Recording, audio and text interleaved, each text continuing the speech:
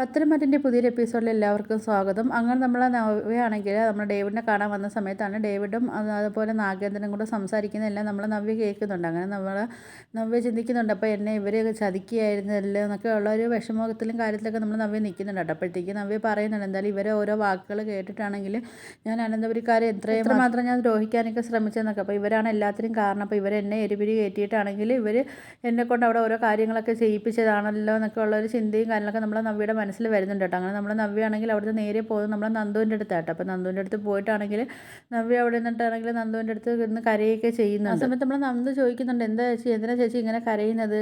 ചേച്ചി സത്യങ്ങളൊക്കെ അറിഞ്ഞതിൻ്റെയാണോ? അമ്മ ഇതെനിക്ക് പറഞ്ഞായിരുന്നു, ചേച്ചി എടുത്ത് എല്ലാ സത്യങ്ങളും പറഞ്ഞതെന്നൊക്കെ പറഞ്ഞിട്ടുണ്ടായിരുന്നു, അതുകൊണ്ടാണ് ചേച്ചി ഇങ്ങനെ കരയുന്നതെന്നൊക്കെ ചോദിക്കുന്നുണ്ട് കേട്ടോ. ആ സമയത്താണെങ്കിലും നമ്മൾ നവ്യ പറയുന്നുണ്ട്, അതുമാത്രമല്ല മോളെ, അമ്മയാണെങ്കിൽ ഇങ്ങനെ എല്ലാ സത്യങ്ങളും പറഞ്ഞപ്പോഴത്തേക്ക് അത് മോളെ അച്ഛൻ അഭിയാണെന്നൊക്കെ ഒന്നും കൂടെ എനിക്കത് കറക്റ്റായിട്ട് അറിയണമായിരുന്നു മോളെ. അതുകൊണ്ട് ഞാനാണെങ്കിൽ ഇതിനൊക്കെ ജ്വല്ലറിയിൽ ഡേവിഡ് സാറിൻ്റെ സഹായമൊക്കെ ഞാൻ നിങ്ങൾ തേടിയായിരുന്നു. അപ്പോൾ അവർക്കാണെങ്കിൽ നല്ല പിടിപാടും കാര്യങ്ങളൊക്കെ ഉള്ളതല്ലേ. അതുകൊണ്ട് ഞാനാണെങ്കിൽ അവരുടെ സഹായം ചോദിച്ച സമയത്താണെങ്കിൽ ഡേവിഡ് സാറ് പറഞ്ഞപ്പോൾ ഒരു കാര്യം ചെയ്യും, അവർ രണ്ടുപേരെയും സാമ്പിളിലൊക്കെ കൊടുത്തയക്കാൻ വേണ്ടിയൊക്കെ പറഞ്ഞു മോളെ. അപ്പോൾ അതുപോലെ ഞാൻ അവരെ രണ്ടുപേരെയും സാമ്പിൾസൊക്കെ എടുത്ത് ഞാൻ പിന്നെ DNA ടെസ്റ്റിന് വേണ്ടി ഞാൻ കൊടുത്തെന്നൊക്കെ ഇങ്ങനെ നവ്യ പറയും. പക്ഷേ അവരാണെങ്കിൽ അവരെന്നെ ചതിക്കുക മോളെ ചെയ്തതാണെന്നൊക്കെ പറയുന്നുണ്ട്. പക്ഷേ അവരെന്തിനാണ് എന്നെ ചതിക്കുന്നതെന്ന് മാത്രം എനിക്ക് മനസ്സിലാവുന്നില്ല.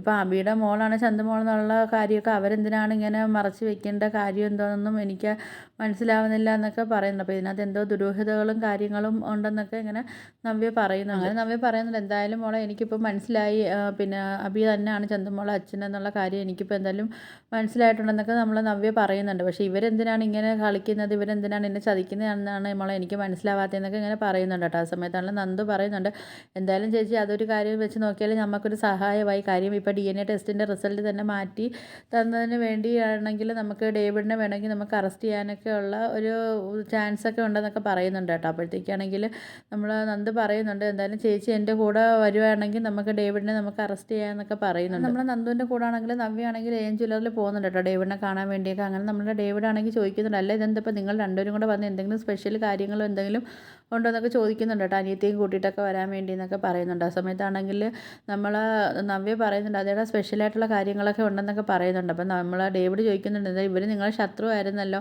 ഇപ്പം നിങ്ങൾ ഒരുമിച്ചോ എന്നൊക്കെ ചോദിക്കുന്ന സമയത്താണെങ്കിൽ നവ്യ പറയുന്നുണ്ട്, അതേടെ ശത്രുവായിരുന്നു, അതാണല്ലോ നീയൊക്കെ എന്നെ കൊണ്ട് മുതൽ ഒരുപാടൊക്കെ എടുപ്പിച്ചതെന്നൊക്കെ ഇങ്ങനെ പറയുന്നുണ്ട് കേട്ടോ. അപ്പോഴത്തേക്ക് ഇതൊക്കെ പറയുന്നത് കേൾക്കുന്ന സമയത്താണെങ്കിൽ ഡേവിഡ് ആണെങ്കിൽ ഇങ്ങനെ ഒരു ഷോക്കായൊക്കെ ഇരിപ്പുണ്ട്, എന്തുകൊണ്ടാണ് നവ്യ ഇങ്ങനെയൊക്കെ പറയുന്നതെന്നൊക്കെ ഒരു ചിന്ത അയാളെ മനസ്സിൽ ഇങ്ങനെ വരുന്നു. ആ സമയത്താണെങ്കിൽ നവ്യ എടുത്ത് പറയുന്നുണ്ട്, നവ്യ നീ എന്താ ഇങ്ങനെയൊക്കെ സംസാരിക്കുന്നത്, നിന്നെ ആണെങ്കിൽ ഇവരെല്ലാവരും ചേർന്ന് ചതിക്കുകയാണെന്നൊക്കെ പറയുന്നുണ്ട് കേട്ടോ. ആ സമയത്ത് നവ്യ പറയുന്നുണ്ട്, എന്നെ ചതിക്കുന്ന ആരാണെന്ന് കുറച്ച് മുമ്പ് ഞാൻ ഇവിടെ വന്ന സമയത്ത് ഞാൻ അറിഞ്ഞിട്ടുണ്ടായിരുന്നു എന്നെ ചതിക്കുന്ന ആരൊക്കെയാണെന്ന്. അപ്പം നീയാണെങ്കിൽ ഫോണിൽ സംസാരിച്ചത് ആരുടെടുത്താണെന്ന് എനിക്കറിയത്തില്ല, പക്ഷേ എന്തായാലും നിങ്ങൾ രണ്ടുപേരും കൂടെ സംസാരിച്ച കാര്യം എൻ്റെയും അബിയുടെയും കാര്യമാണെന്നൊക്കെ ഞാൻ നല്ലതുപോലെ കേട്ടെന്നൊക്കെ നവ്യ പറയുന്നുണ്ട് ഡേവിഡിൻ്റെ. എന്തായാലും നീ കള്ളത്തിന് വലിയ പറഞ്ഞത് ചന്തുമോളെ അച്ഛൻ അബി അല്ലെന്ന് പറഞ്ഞതും അതിനൊക്കെ തന്നെ DNA ടെസ്റ്റ് നീ മാറ്റിയ കാര്യങ്ങളെല്ലാം നീ നേരത്തെ അവിടെ വന്ന സമയത്ത് ഫോണിൽ സംസാരിക്കുന്നത് ഞാൻ കേട്ടെന്നൊക്കെ പറയുന്നുണ്ട്. അപ്പോൾ അതുകൊണ്ട് നിന്നെ അറസ്റ്റ് ചെയ്യാനാണ് ഇപ്പോൾ എൻ്റെ അനിയത്തി വന്നതെന്നൊക്കെ പറയുന്ന സമയത്താണെങ്കിൽ നമ്മുടെ ഡേവിഡ് ആണെങ്കിൽ ഒന്ന് ഷോക്ക് ആവുന്നുണ്ട് കേട്ടോ. എങ്ങനെ ഇവിടെ ഇതെല്ലാ സത്യങ്ങളും അറിഞ്ഞെന്നൊക്കെ ഉള്ള കാര്യത്തിൽ ഡേവിഡ് ഇങ്ങനെ ഒന്ന് ചെറുതായിട്ടൊരു ഷോക്കായൊക്കെ നിൽക്കും. അങ്ങനെ ഡേവിഡ് ചിന്തിക്കുന്നുണ്ട്, എന്തായാലും ഇവളിപ്പോൾ എല്ലാ സത്യങ്ങളൊക്കെ മനസ്സിലാക്കി കഴിഞ്ഞല്ലോ, അപ്പോൾ ഇതെങ്ങനെ ഞാനാണെങ്കിൽ നാഗേന്ദ്രൻ സാറിനെ വിളിച്ച് അറിയിക്കും, പക്ഷേ